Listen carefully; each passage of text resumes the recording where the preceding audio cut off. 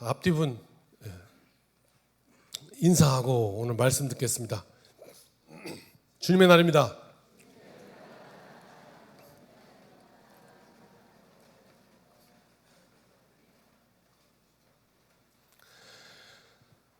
자, 이제 오늘 말씀을 읽을 텐데 말씀을 오늘 한 절 한 절 읽으면서 쭉 풀 거예요. 그리고 말씀이 여러분 각자 가운데 역사하시기를 간절히 바라고 그 다음 전체 안에서 이 말씀을 깊이 이해하면 좋겠어요. 우리가 지금 로마서 하고 있는데요, 중요한 교리 중에 하나이기도 하고요.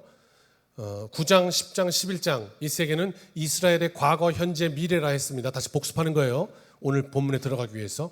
이스라엘의 과거는 뭡니까? 하나님의 주권적 선택. 인간의 구원에는 인간의 어떤 행위가 들어가 있지 않아요. 인간이 뭘 해서 구원받는 게 아니에요. 그러니까 자꾸 뭘 하면 구원받을 수 있다 그래서 그걸 하게 해서 구원을 줬다, 이게 지금 이단이에요. 잘못된 거란 말이에요. 구원은 그렇게 주지 않아요. 하나님께서. 구원은 전적인 하나님의 은혜다. 거기에 인간의 행위가 일도 들어가지 않아요. 무슨 말입니까, 목사님? 믿음으로 말미암아 구원받는다 했지 않습니까? 그럼 믿는 건 나 아닙니까? 아니요, 성경 그렇게 얘기하지 않아요. 믿는 것도 하나님께서 믿게 하셨으니까 믿은 거다, 이렇게 한 거예요. 내가 한 일은 없는 거예요. 그러므로 어떻게 해요? 믿게 하신 그 하나님을 나는 찬양할 수밖에 없는 거고 은혜로 고백할 수밖에 없는 거예요. 주의 은혜라. 모든 것이 주의 은혜라. 은혜란 게 뭐냐고요? 가만히 한번 생각해 보라고요. 은혜라는 말 자체에 나의 어떤 공로나 나의 어떤 행위나 나의 어떤 업적 무엇이 들어갈 공간이 있냐고요. 은혜라는 말 안에는 그런 공간이 없어요. 그런 것이 조금이라도 1%라도 들어가는 순간 그건 은혜가 아니에요. 대까지. 자, 그렇게 해서 이제 하나님의 주권적 선택이란 말은 그런 말이에요. 그게 이스라엘의 과거였어요. 그런데 이스라엘 현재는 그 하나님을 버리고 이스라엘 백성이 우상을 따라갔어요. 쉽게 말하면 우리가 이 땅을 살면서 예수 믿고 살다가 어느 날 그냥 돈을 따라간 거예요. 그게 더 좋다고 그러니까 하나님을 버리고.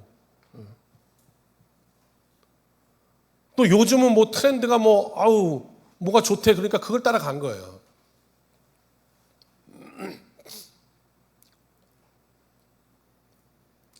좀 이렇게 가슴 아픈 이야기일 수도 있지만 이런 얘기일 수도 있어요. 직장 생활하는데 이번 주일에 어디 야유회 간다고. 근데 이제 요번에 빠지면 되게 내가 이제 조금 잘못 보일 수 있고 찍힐 수 있다. 이런 부담감이 있는 거죠. 그래서 여기를 가는 게 신상에 좋겠다. 그 선택해서 이제 예배를 이렇게 하고 이렇게 갔다. 그런데 그런 일들이 계속 반복되면서 결국은 그렇게 될 수 있죠. 제 이해가 너무 후졌나요?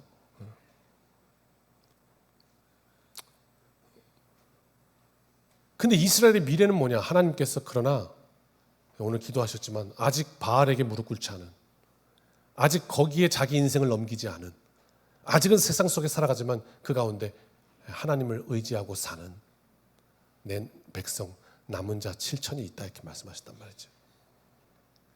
그래서 구원하겠다. 이스라엘의 미래에 대해서 얘기했다. 그 가운데 이제 오늘 11장 미래에 대해 들어갔는데 오늘 말씀 한번 따라 하실까요? 은혜. 이게 뭔지 한번 우리가 다시 잘 정리하고 은혜 우리 마음에 담는 이 시간 됐으면 좋겠습니다. 구원은 은혜다.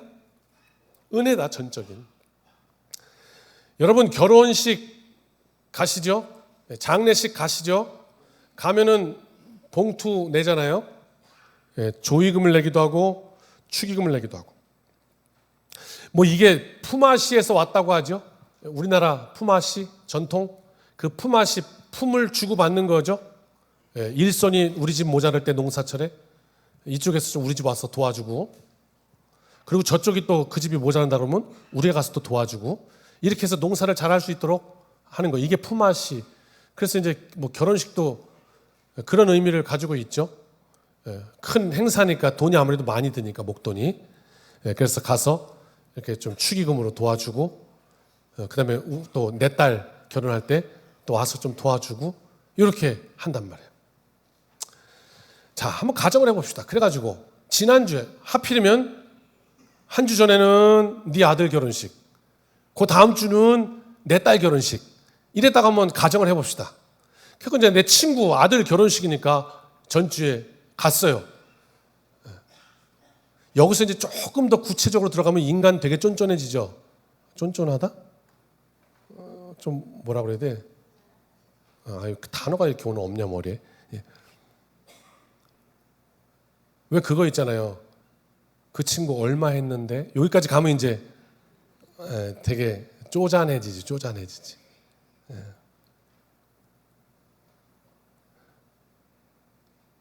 그래갖고 그 친구 가갖고 내가 이제 봉투를 했다. 그랬더니 이번 주에 이제 우리 딸 결혼식인데 그 친구가 왔어요. 와가지고 봉투하면서 아우 축하한다 친구야. 축하합니다 목사님. 그러면 제가 이렇게 얘기하겠죠. 아유 와주셔서 감사합니다. 고맙습니다. 이렇게 얘기하겠죠. 그런데 여기서 질문은 진짜 감사해요. 고마워요. 그런데 그것을 은혜라고 제가 여길까요? 아니 여러분한테 대입을 해보세요. 여러분이 지난주에 친구 결혼식 갔어요. 봉투했어요. 그 친구가 이번 주에 왔어요. 그리고 여러분한테 아우 아드님 따님 결혼해서 축하드린다고 그러면서 그러면 고맙다고 하시겠죠. 네. 그러면 그걸 은혜라고 여기시겠어요? 자 바꿔서 얘기해봐요. 그러면 지난주에 내가 갔어요. 봉투까지 했어요. 근데 그 다음 주에 그 친구가 안 와.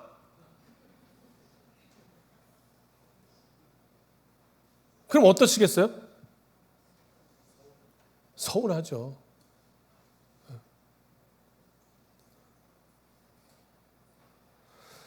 그러니까 내가 갔다가 그 친구가 와가지고 고맙다고는 얘기하지만 은혜라고 하진 않아요. 오히려 나는 갔는데 안 오면 야, 이 못된 놈. 그러면 섭섭해할 거라고요. 내가 갔으니까 너도 당연히 와야 되는 거야. 고맙긴 하지만. 뭐 이렇게 은혜라는 거. 은혜는 거기에 나의 어떤 지분이 없어요. 내가 뭔가 이걸 받을 만한 자격이 없는데 나에게 베풀어 주는 거예요. 그걸 은혜라고 얘기하는 거예요. 우리가 스스로 구원에 이를 수 없고 우리가 하나님을 알 수도 없어요. 우리가 깨달을 수도 없고 가만 놔두면 죄에 묶여서 사망으로 치달을 수밖에 없어요. 세상에 나가 살다 보면 계속 스트레스 받고요. 점점 더 이 사람이 한 대 때리면 내가 2대 때리고 2대 맞으면 이 사람도 3대 때리고 그러다가 죽어요. 사망으로 치닫는 인생을 하나님의 전적인 행동으로 우리를 붙잡아 주셨어요. 그래서 은혜라 말하는 겁니다. 주의 은혜를 고백하는 복된 인생 오늘 이 시간 되시길 주님의 이름으로 축원합니다. 자, 그럼 한번 살펴봅시다. 7절부터 같이 읽읍시다. 오늘 본문 우리가 안 읽었으니까 이게 이제 성경 봉독이에요. 함께 한 절씩 읽으면서 쭉 가겠습니다. 시작. 그런즉 어떠하냐? 이스라엘이 구하는 그것을 얻지 못하고 오직 택하심을 입은 자가 얻었고 그 남은 자들은 우둔하여졌느니라. 요거 잘 하나하나 해석해야 돼요. 의미가 좀 달라서. 자, 이스라엘이 구하는 그것을 얻지 못했어요. 그것은 구원이에요. 그죠? 하나님께서 메시아를 보내실 것이다. 그들이 계속 기다리고 있었어요. 하나님께서 약속대로 메시아 예수 그리스도를 보내셨어요. 그런데 그들은 예수 그리스도를 믿지 않았어요. 오히려 그를 십자가에 못 박아 죽였죠. 구원을 얻지 못했어요. 그리고 오직 택하심을 입은 자가 구원을 얻었다.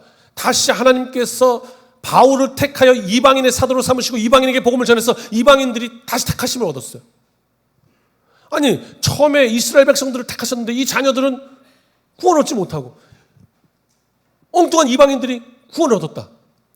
그리고 그 남은 자들은 여기서 말하는 남은 자는 지난주 말씀했던 그 남은 자와는 말은 같지만 의미는 전혀 반대예요. 지난 시간에 남은 자는 바알에게 무릎 꿇지 않은 순수한 하나님의 자녀 남은 자고 오늘의 남은 자는 구원받지 못한 남은 자예요. 그 남은 자들은 미련해졌다. 우둔해졌다. 미련해졌다. 하나님 보지 못한다. 이런 말이에요. 왜 이스라엘이 이렇게 됐냐는 거예요. 먼저 선택받았음에도 불구하고. 왜 이렇게 됐느냐? 이 은혜를 헷갈려서 그래요. 율법주의 때문에 행위 중심이 된 거예요. 공로주의가 들어간 거예요. 그래서 하나님에 대한 신앙을 변질시킨 거예요. 율법을 지켜서 구원받는, 하나님 앞에 뭔가 떳떳해요. 그래서 자꾸 어깨가 올라가요. 되게 위험한 거예요. 왜? 이 상태로 살아봐요. 그러면 내 앞에 날마다 시험거리밖에 없어요. 한번 생각해 보세요. 은혜로 살면 날마다 감사와 찬송밖에 없어요. 그렇지 않겠어요? 내가 한 게 없는데 하나님 주신 거예요. 그 은혜로 사니까 날마다 감사와 찬송밖에 없어. 근데 내가 이랬는데 그러고 나면 어떻게 네가 나한테 이래? 이거밖에 없어요. 내 앞길에는. 행위가 올라와 버리면.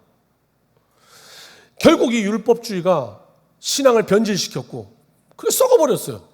그래서 어떻게 해요?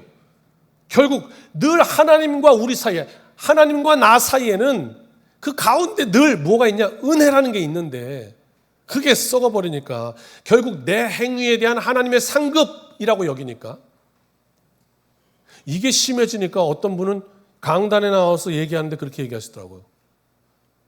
이렇게 얘기해요. 죄송해요. 용서하세요. 어떤 제가 경험했던 권사님께서 간증 집회한다고 나오셨고요. 그래서 이렇게 간증을 하시더라고요. 여러분, 하나님의 복 받고 싶어요? 그러면 나같이 살아. 나같이 살으라고. 그러면서 막 얘기를 하는데 정말 못 견디겠더라고요. 아닌 건 아닌 거잖아요. 그 왜 못 견딜까?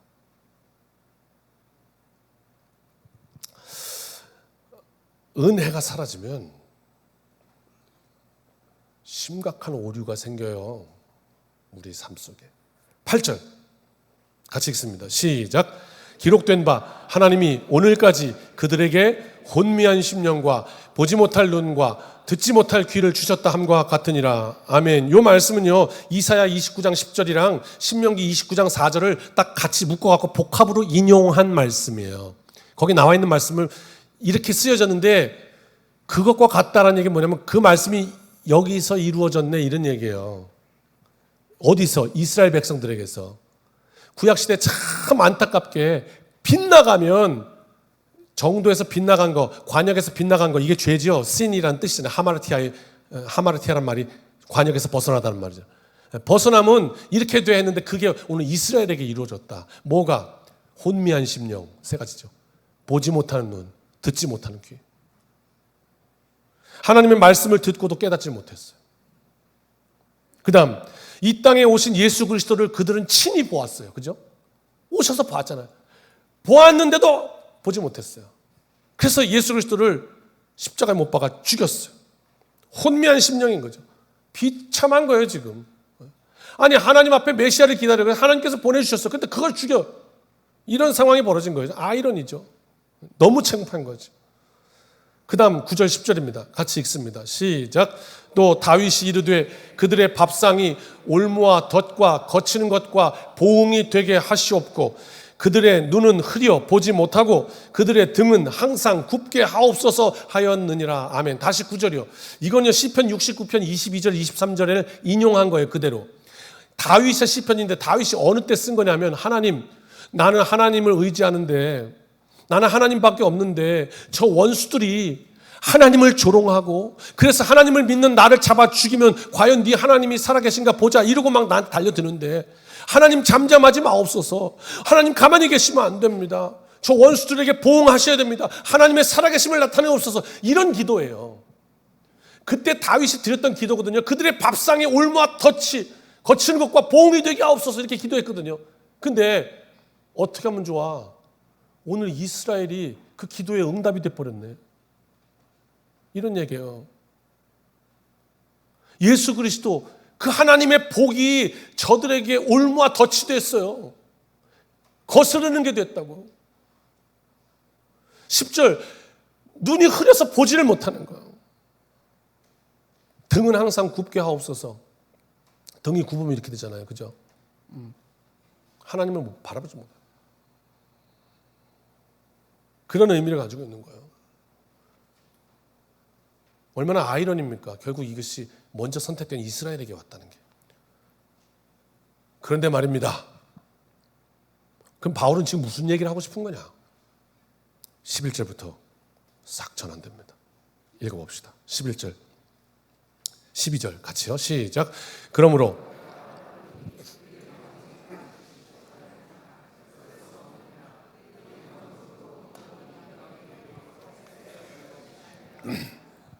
그들의 넘어짐이 세상의 풍성함이 되며 그들의 실패가 이방인의 풍성함이 되거든 하물며 그들의 충만함이려. 11절 다시요. 그렇다면 이스라엘이 버림받은 거냐? 이스라엘 버리고 이방인을 택했으니까 이제 이스라엘은 버리는 거냐? 고속도로 휴게소에 키우던 반려동물을 버렸다. 유기거든요. 그게 버렸다는 게 유기했다. 버렸다.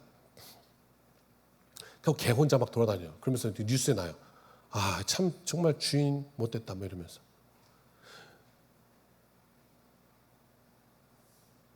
자녀를 버렸다.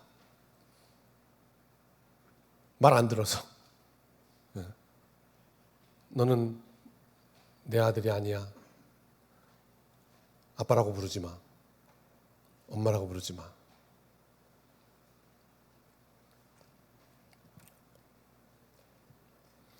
하나님께서 그러면 그 이스라엘 백성을 버렸느냐? 답은 뭡니까? 11절 나오죠? 그럴 수 없느니라. 그럼 그게 무슨 의미냐? 바울은 이렇게 얘기합니다. 이스라엘이 넘어진 그것까지도, 그 완악함까지도 하나님이 사용하셔서 이방인들이 구원의 반열에 오르게 하셨고, 이방인들이 구원받는 걸 보면서 이스라엘이 다시 그것을 보고 세민하게 했다. 원래 우리 거였는데, 원래 우리가 하나님의 백성이었는데 어찌서 하나님의 백성이 저들이 되고 우리가 버림받았냐? 세민하고 시기가 났다. 영적으로. 이런 하나님의 역사를 보이셨다. 이렇게 말하는 거예요. 11절. 이스라엘이 완악해서 하나님의 아들 예수 그리스도를 십자가에 못 박는 데까지 갔는데, 아이러니의 끝판까지 갔는데 하나님의 긍휼과 섭리는 이것까지도 사용하셔서 하나님의 복의 통로로 사용하셨다. 지금 계속 뭐 얘기하고 있냐면 은혜 얘기하고 있는 겁니다.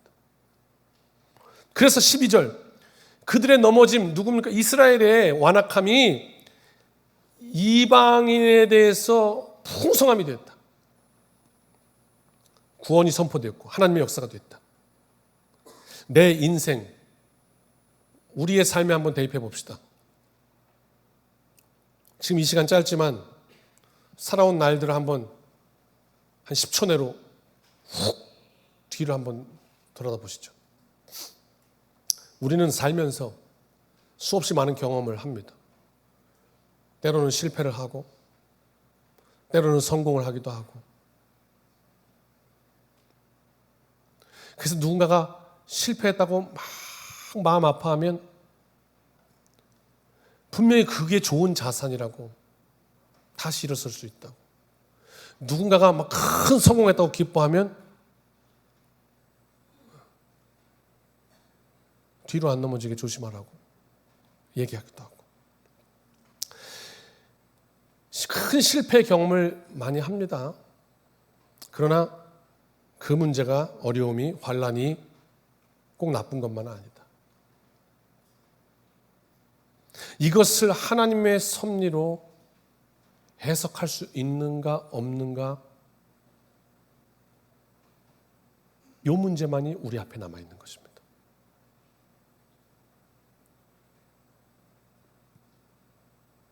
요 근래에 들어서 참 우리 교회에 어려운 일들이 많이 있습니다.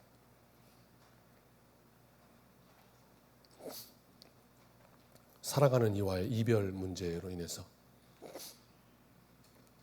많이 가슴 아파하고 힘들고 합니다. 그런데 참 인간의 이 극단의 어려운 문제까지도 하나님의 섭리로 이해할 수 있는 그 눈을 우리에게 주시면 그렇구나. 이 모든 어려움이 은혜이구나. 이렇게 해석이 되는 순간 하나님이 베푸시는 은혜가 무엇인지 그 능력 안에 우리가 살아갈 수 있다. 우리에게 그 눈과 귀가 주어진다면 오늘 말씀에 따라 우리의 심령이 혼미해지지 아니하고 모든 것을 은혜로 고백할 수 있는 능력을 주셨다. 그 말씀입니다. 13절과 14절입니다. 같이 읽습니다. 시작.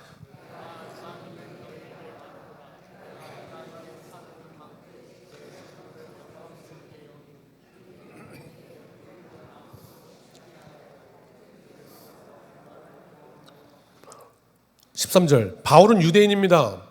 예수님도 유대인의 혈통으로 오셨고요. 근데 바울은 내가 이방인의 사도라고 얘기합니다. 구원이 거꾸로 흐르고 있습니다. 하나님의 백성이 아니라 이방인들에게 구원이 임하고 있네. 여러분 질문 좀 하겠습니다. 여러분은 유대인입니까? 이방인입니까? 여러분은 하나님의 선택된 백성 자녀 맞으십니까? 네. 아니에요? 혈통으로는 우리 이방인입니다. 그러나 우리는 하나님의 주권적 선택으로 선택해 주신 하나님의 자녀입니다. 맞죠? 그러니까 오늘 말씀을 읽을 때 우리가 어떻게 읽어야 되겠습니까? 우리는 유대인인 동시에 우리는 이방인입니다. 이해 안 되시면 손 드십시오. 제가 다시 이해될 때까지 설명할 테니까.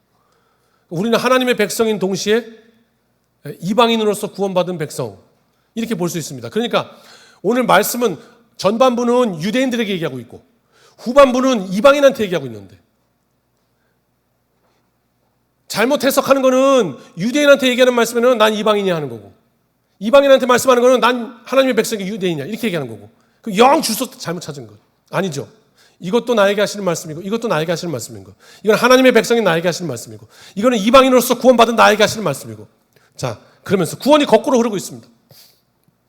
아니 내가 신앙생활 30년 했는데 40년 했는데 이제 교회 처음 나온 새신자가 나와가지고 가슴이 뜨거워졌고 막 할렐루야 그러고 막 찬양하고 예배하면은 그럼 어떤 생각 드십니까?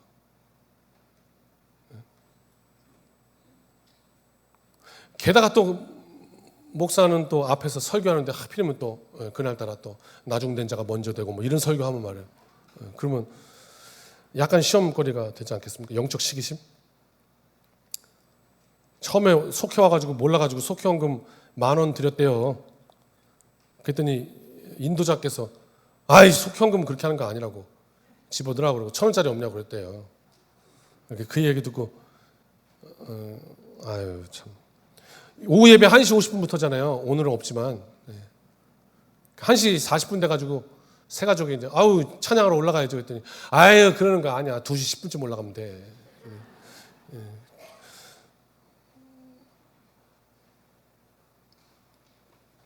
이게 그런 거예요.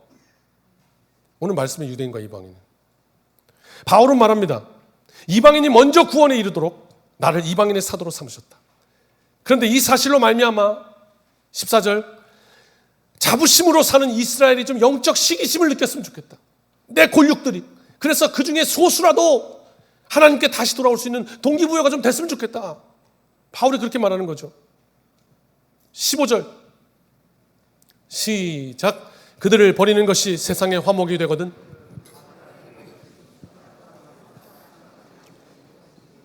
아멘. 결국 뭐냐면 그래서 이스라엘 하나님을 선택된 최초 백성들이 버리는 것, 그들이 버려진 것, 그것이 세상의 화목이 되었다. 이방인들이 하나님과 화목하게 됐다는 거예요. 세상이 구원을 받았다는 거예요. 그러면 그 받아들이는 것이 다시 이 이스라엘 백성 하나님께서 그들도 받으시겠다는 거죠. 하나님을 완악해서 버리고 예수 그리스도를 십자가에 못 박아 죽였던 그들까지도 하나님께서 다시 품으시겠다는 거예요. 거기에 은혜라는 말이 들어가고요. 거기에 오늘 우리의 구원이 보장되어 있는 거예요. 그래서 그들을 다시 품으시겠다. 그러면서 그걸 뭐라고 얘기하냐면 죽은 자 가운데 살아나는 게 이런 거래요. 부활이 이런 거 아니겠느냐? 한번 생각해 보라는 거예요. 탕자가 아버지를 버리고 내 유산 주시오 그래서 떠났어.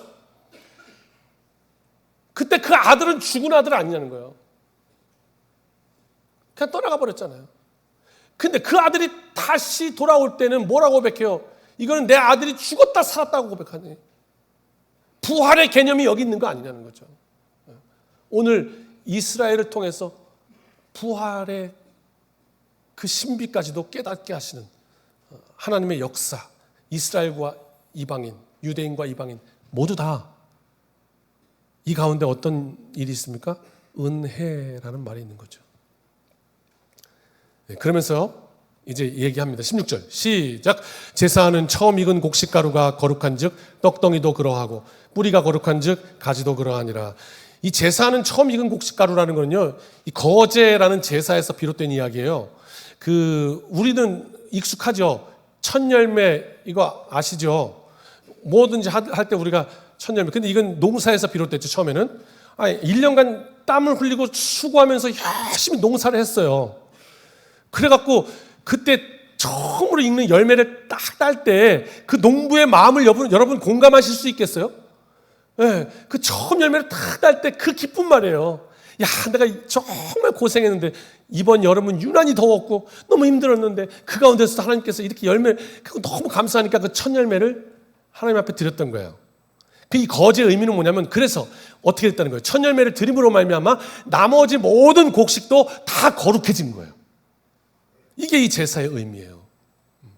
그래서 곡식가루가 거룩한 즉 떡덩이도 그러하다. 이런 거 아니냐. 그 뿌리 시작이 거룩해서 모든 것이 거룩해지는 거 아니냐. 그러면 우리 인생의 거룩, 첫 열매가 거룩해서 모두가 거룩해지는 것처럼 그 첫 열매 뭐예요? 예수 그리스도죠. 부활의 첫 열매 되시. 그러니까 그 뿌리가 뭐냐는 거죠. 하나님이지 너가 아니지 않냐. 그런 얘기를 하면서요, 그 뿌리 찾아 올라가려면 이제 아브라함 믿음까지 찾아 올라가는데, 자, 그러면 이제 감람나무 얘기를 한번 해보자. 그러면서 17절부터 24절까지 가는데요. 여기 이제 마지막 말씀이에요. 17절 시작. 또한 가지 얼마가 꺾였는데 그들 중에 젖붙임이 되어 참 감람나무 뿌리의 진액을 함께 받는 자가, 돌 감람나무는 이방인을 의미하겠죠. 참 감람나무는 처음 선택했던 이스라엘 백성. 그런데 어느 날 그 가지가 꺾였어요. 예, 지금 이스라엘의 형편이 이제 모습이죠. 예수 그리스도로 십자가 못 받고. 그리고 거기에 돌 감람나무, 이방인들이 젖붙임을 당했어. 그래서 그리스도의 나무가 되었네. 구원의 백성이 되었네요. 예, 그런 얘기죠. 그래서 함께 뿌리로부터 진액을 받게 되었다. 가정한 거예요, 이제. 예, 그리고 나서 18절 시작. 그 가지들을 향하여 자랑하지 말라. 자랑할지라도 내가 뿌리를 보존하는 것이 아니요 뿌리가 너를 보존하는 것이니라. 방금 첫 열매 얘기했잖아요. 뿌리가 거룩해서 가지가 거룩해지는 거죠. 예. 네가 뿌리를 보존하는 게 아니라 뿌리가 너를 보존하는 거지. 이런 이야기죠. 은혜의 방향. 우리의 고백이에요, 한 주간. 하나님께서 은혜 주셔서 제가 구원에 이른 것이지.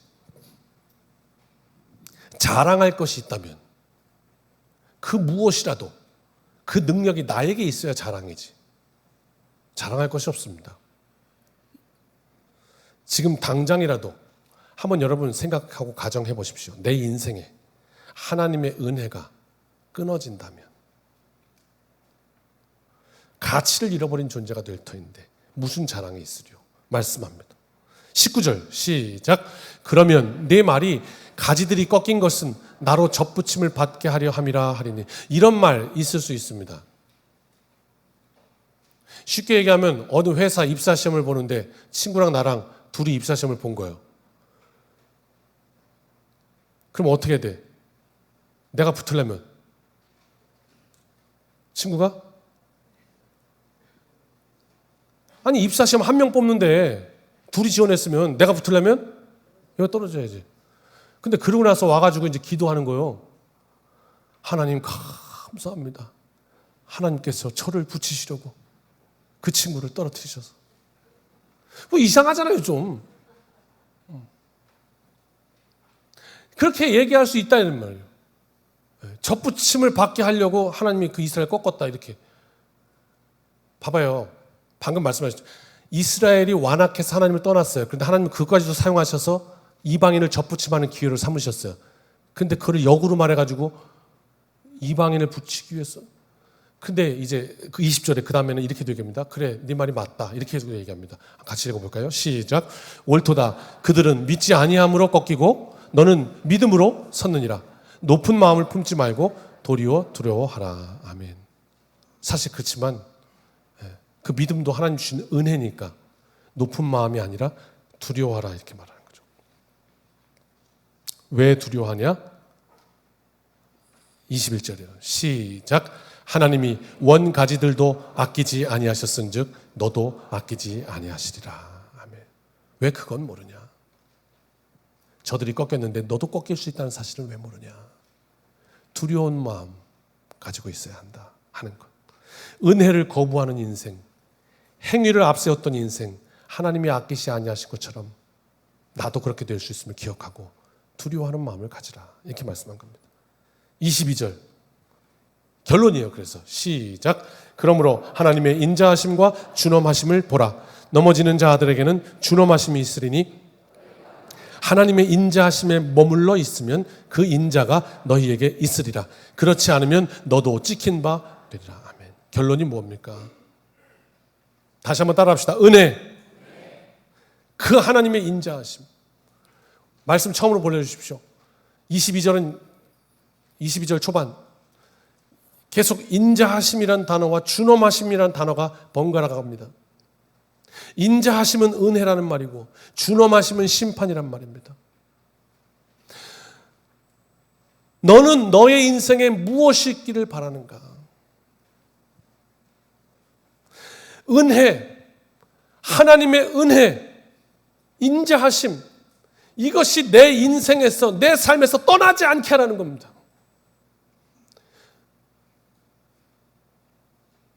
여러분, 이제 한 주간 또 월요일부터 사셔야 되잖아요. 바쁘잖아요. 우리 한 주간 한번 상상해 볼까요? 세상에 나가면 사람들은 이렇게 삽니다. 이렇게 비교합니다. 그 사람 돈 많아? 그 사람 어디 학교 나왔어? 그 사람 직업이 뭐야? 그 사람 능력이 있어? 그 사람 잘생겼어? 예뻐? 이런 걸로 우리를 평가합니다. 그래서 그 평가를 통해서 일어나는 열매가 뭡니까? 어떤 이는 열등감을 가집니다. 어떤 이는 우월감을 가집니다. 그 결과로부터. 그래서 때로는 잘난 척하고 때로는 열등감 폭발하고 막 한강 다리 밑으로 가고 막 그래요.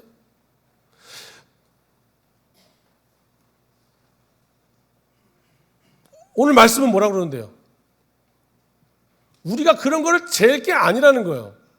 각자 모두가 다 하나님께서 주신 은혜로 사는 거예요.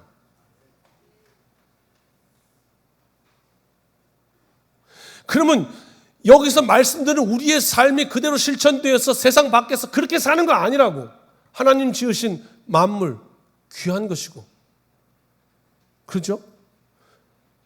안하무인이라는 말 있잖아요. 눈 밑에 사람이 없다고요? 아니 그래서 겸손하게 살아갈 수 있는 거 아니에요? 모든 게 은혜이기 때문에 섬기며 살아갈 수 있는 거 아니에요? 상대방이 아무리 나보다 낮아도 막 할 수 없는 거 아니에요? 존중할 수 있는 거. 이게 교회에서 이렇게 세상으로 나가야 되잖아요. 근데 세상에서 하던 것이 교회로 들어와서 거꾸로 영향을 미치면 이건 최악인 거죠. 오늘 이건 이스라엘과 같이 되는 거죠. 그런 거 아니겠습니까? 그렇죠? 세상에서 하던 비교를 그대로 가져와서. 그럼 바리새인 되는 거잖아요. 공로 중심이 되는 거잖아요. 행위 중심이 되는 거잖아요. 아니요, 우리는 은혜. 교회 안에서도 신앙생활 가운데 어떤 무엇으로 우월감을 느낍니까? 아니면 또는 열등감을 느낍니까? 세민합니까? 시기 질투? 신앙생활은 은혜로 한다. 우리 모두 교회 나와서 하나님, 나 아무것도 없어요. 나 능력도 없고요. 그런데 하나님께서 날마다 부어주신 은혜로 살아요. 그래서 오늘 너무도 감사했어요.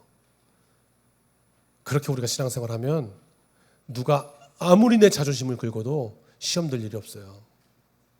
시험 드는 이유는 물론 그 말이 잘못되었기도 하지만 내가 약하기 때문이에요. 그렇죠? 네. 내가 더 약해지면 그리스도의 강함으로 붙으실 텐데. 교회에서 은혜로 사는 것 연습 잘해야 세상 나가서도 승리하지 않겠습니까? 신앙생활이 세상으로 확장되어야지 교회 안으로 역방향으로 들어와서는 안 될 것입니다. 음식을 먹어야지 먹은 게 거꾸로 올라오면 역한 겁니다. 이스라엘과 이방인, 말씀 정리합니다. 모든 것이 하나님의 섭리입니다. 이방인이 버려짐으로 말미암아 그 완악함도 하나님 사용하셔서 이방인을 구원하셨고, 그것으로 다시 이방인이 시기라도 하게 해서 구원의 반열에 둘 다 이르게 하셨다. 그러면서 그 가운데 이 모든 것이 하나님의 은혜이니, 내가 무언가 된 것처럼, 내가 그래서 이 돌감람론과 찬감람론 된 것처럼 그렇게 하나님께서 꺾어버릴 수 있으면 기억하라. 그리고 분명 우리는 은혜로 사는 것입니다. 우리에게 이 능력이 있다면 이 한 주간 내 삶 속에는 날마다 기적이 일어날 줄 믿습니다.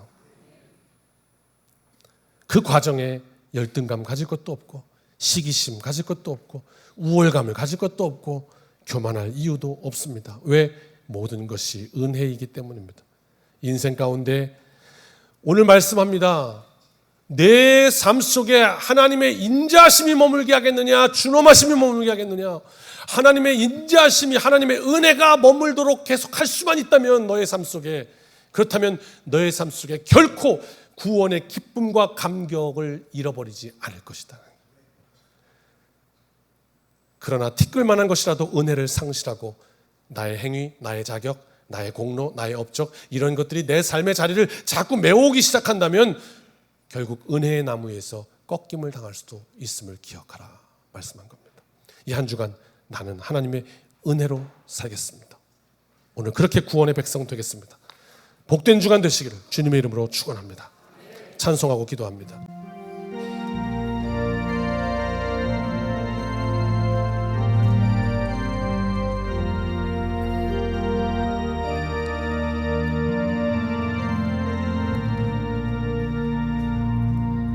내가 누려왔던 모든 것들이,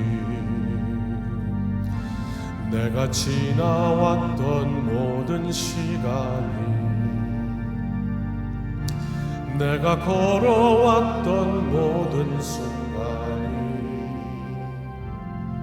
당연한 것 아니라 은혜였소. 아침 해가 뜨고 저녁에 노을, 봄의 꽃향기와 가을의 열매, 변하는 계절의 모든 순간이 당연한 것 아니라 은혜였어. 모든 것이 은혜,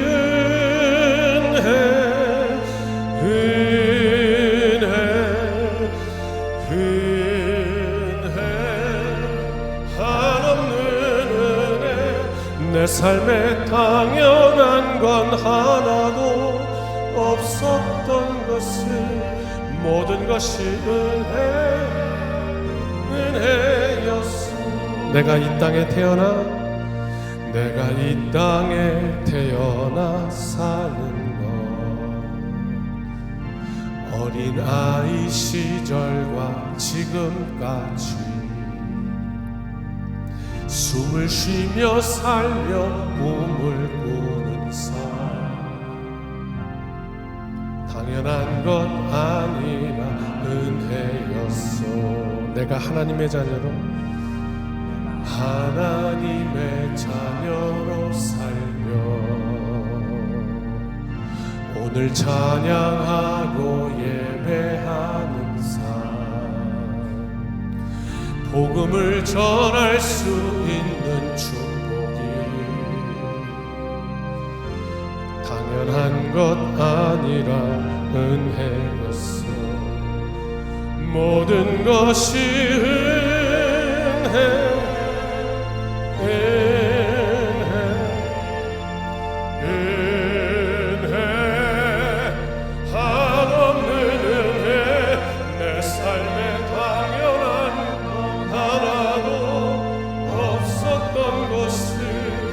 모든 것이 은혜,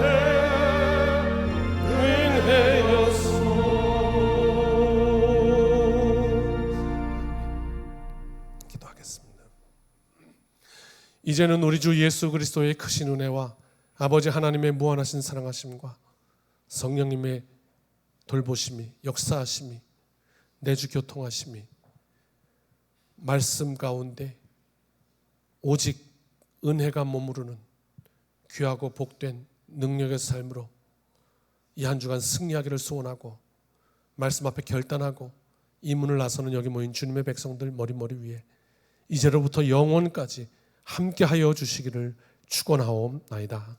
아멘.